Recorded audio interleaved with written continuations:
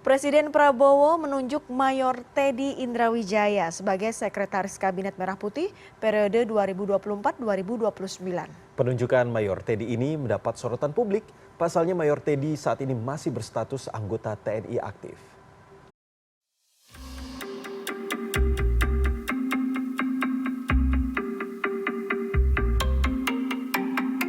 Presiden Prabowo Subianto resmi menunjuk Mayor Teddy Indrawijaya sebagai Sekretaris Kabinet Merah Putih periode 2024-2029.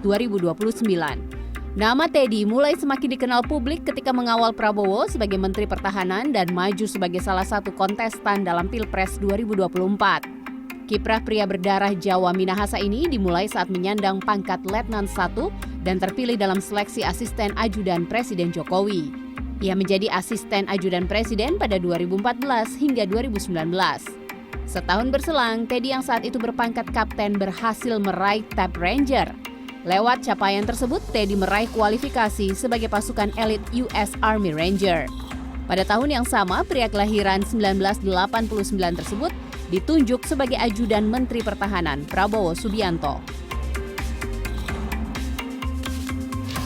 Penunjukan Mayor Teddy Indrawijaya sebagai Sekretaris Kabinet dalam Kabinet Merah Putih pemerintahan Prabowo Subianto dan juga Gibran Rakabuming Raka menimbulkan sejumlah pertanyaan penting dari sejumlah kelompok masyarakat. Salah satunya adalah apakah kemudian seorang anggota aktif TNI diperbolehkan untuk menduduki jabatan sipil ataupun jabatan setingkat menteri dan tidak diharuskan untuk mundur dari pangkat kemiliterannya sebagai anggota TNI. Ketua Harian Partai Gerindra, Sufmi Dasko Ahmad menegaskan bahwa pengangkatan Teddy sebagai Sekretaris Kabinet merupakan permintaan Presiden Prabowo Subianto dan tak melanggar aturan yang berlaku. Posisi Sekretaris Kabinet boleh dijabat oleh anggota TNI aktif dengan pangkat maksimal Brigadir Jenderal yang nantinya akan diterbitkan melalui Perpres. Mundur atau tidak Bang Teddy? Nggak mundur. Nggak mundur tetap ya? Karena memang aturannya itu kan ada yang diisi oleh TNI Polri, Sekmil, Sekpri, itu Seskap karena dia ditaruh di bawah Mensesnek dan memang diatur supaya jabatan itu diisi setara dengan maksimal eselon 2 atau kalau TNI itu maksimal Brigadir Jenderal. Namun menurut peneliti CSIS Dominic Niki Fahrizal, meskipun nantinya akan diterbitkan Perpres untuk memberi legalitas bagi posisi Mayor Teddy, Undang-Undang TNI memiliki kekuatan hierarki perundangan yang lebih tinggi daripada peraturan Presiden.